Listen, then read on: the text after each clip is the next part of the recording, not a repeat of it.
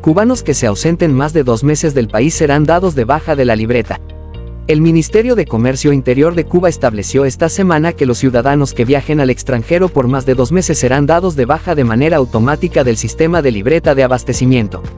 La Resolución 101/2023 publicada en la Gaceta Oficial no establece sanciones para los jefes de familia que incumplan con notificar las ausencias.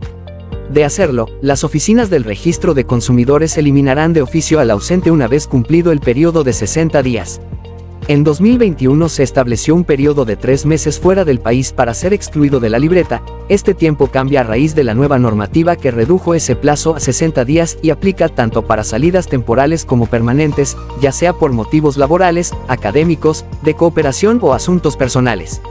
Los organismos estatales que autoricen el viaje de un cubano deberán tramitar la baja antes de su partida si supera esos 2 meses. También deberán informar en caso de fallecimiento de un integrante del núcleo familiar para excluirlo en los siguientes 15 días hábiles.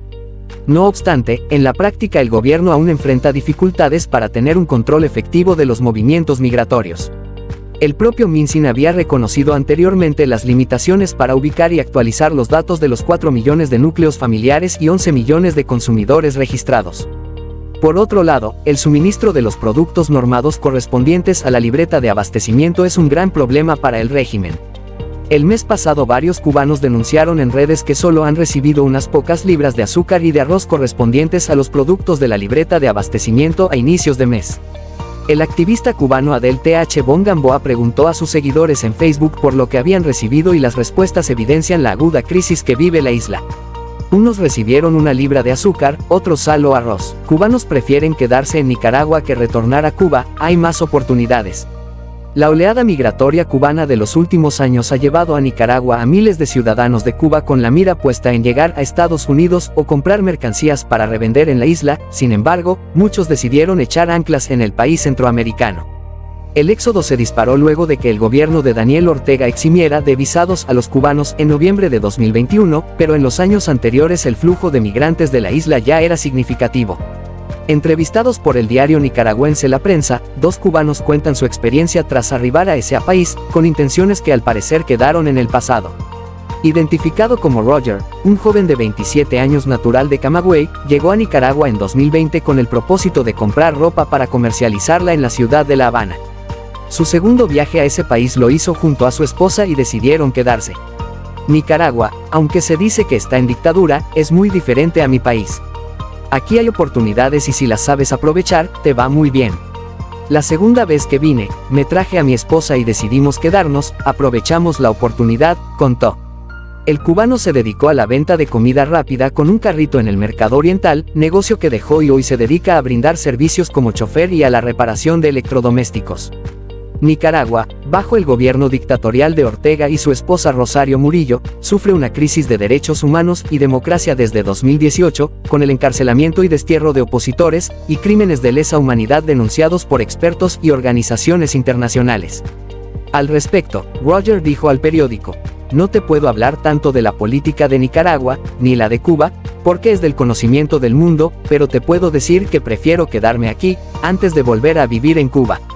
Varias aerolíneas suspendieron sus vuelos entre la isla y Nicaragua.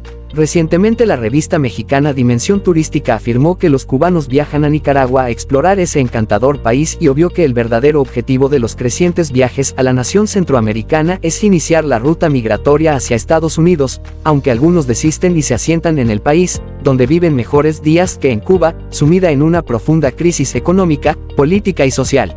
Asombro en Irán por vestimenta de Liz Cuesta durante visita oficial. La prensa iraní llamó la atención sobre la vestimenta de Liz Cuesta, la esposa del mandatario cubano Miguel Díaz-Canel, durante la visita oficial del régimen a ese país, con estrictas normas sobre el uso del hijab. Varios medios de ese país mencionaron la diferente vestimenta y estilo de la esposa del presidente cubano frente al clérigo musulmán Said Hassan Khomeini, a pesar de que luego afirmaron que ambos sostuvieron un sincero encuentro en el santuario del imam Khomeini. También mencionaron el hijab especial de la esposa del presidente cubano al entrar en Irán. El presidente cubano, Miguel Díaz-Canel, llegó a Teherán el domingo 12 de diciembre por la noche y fue recibido por Bahram Einoyay, ministro de Salud, Tratamiento y Educación Médica y presidente de la Comisión Conjunta de Cooperación entre Irán y Cuba. Se puede ver una foto del hijab de la esposa del presidente cubano cuando entró en Irán, dijo el Name News. Otro medio, Afkar News, llama a su público: vea las diferentes vestimentas de la esposa del presidente cubano al ingresar a Irán. El Parlamento de Irán aprobó en septiembre una nueva legislación draconiana que impone penas mucho más severas a las mujeres que infrinjan las normas del hijab, días después del primer aniversario de las protestas masivas en ese país provocadas por la muerte de la joven Mahsa Amini bajo custodia policial. Amini, una mujer kurdo-iraní de 22 años, murió en septiembre de 2022 después de ser detenida por la policía moral del régimen, supuestamente por no respetar el código de vestimenta conservador del país. La comitiva cubana llegó a Irán en el contexto de una visita por Oriente Medio. Díaz-Canel viajó acompañado por Cuesta y por su hijastro, Manuel Anido Cuesta.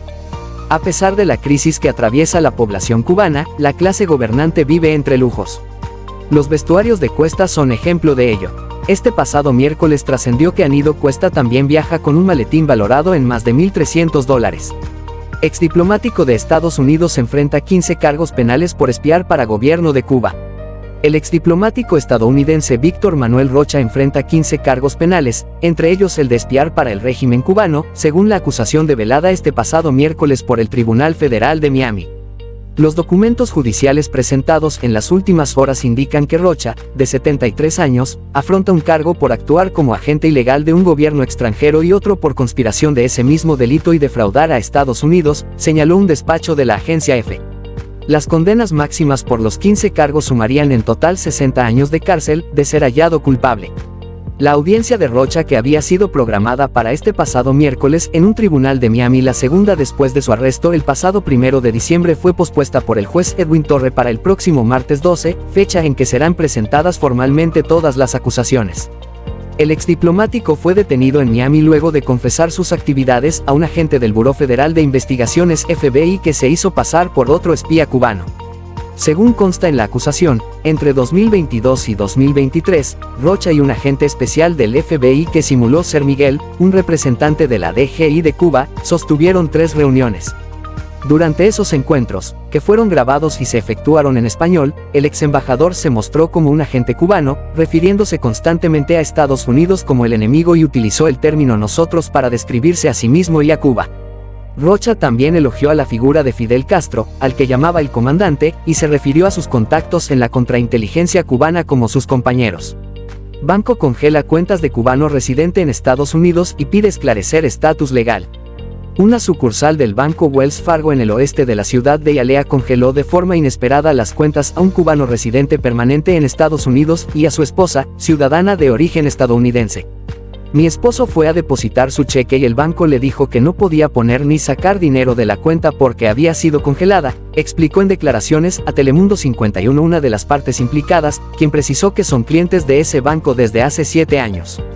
La entidad bancaria requirió al ciudadano de origen cubano que ha sido residente permanente en Estados Unidos desde los años 90 del pasado siglo que presentara documentos que confirmaran su residencia legal, incluyendo su tarjeta de residencia Green Card y su número de seguridad social. Además tuvo que firmar una declaración jurada en español en la que debió asegurar que no tiene vínculos con el Partido Comunista de Cuba ni con organismos represivos del régimen. En la declaración figuraba, además, que no tiene intención de regresar a la isla. Wells Fargo no ha precisado cuántos clientes están sujetos a ese proceso, ni tampoco los criterios para exigir la firma de la declaración jurada. Aunque las cuentas de la pareja fueron finalmente desbloqueadas y el banco se mantiene en contacto con ellos, el caso genera preocupación sobre la puesta en práctica de las directrices de la OFAC y sus efectos sobre los residentes cubanos en Estados Unidos.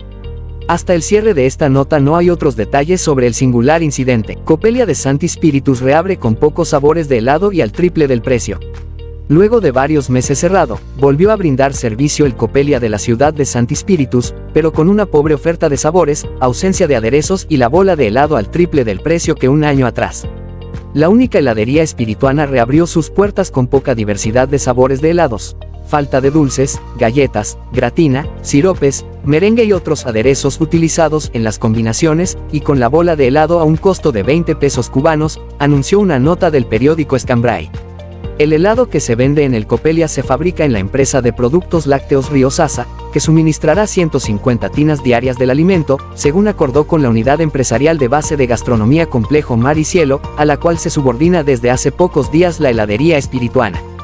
Según el director de la UEB, Jorge Castro, el helado solo se despacha en una de las dos canchas de la instalación gastronómica, debido a problemas con los equipos de freezer para garantizar la conservación del alimento mientras se vende. La reapertura del Coppelia de Santi Spiritus es un viejo anhelo de la población que durante estos días finales del año acude en busca de una oferta estable, solo que no será variada como en los momentos de esplendor, advirtió la nota, que no especifica qué sabores está ofertando la heladería tras su reapertura. Nos despedimos de una edición más de noticias, no sin antes invitarlos a que se suscriban, compartan y denle like.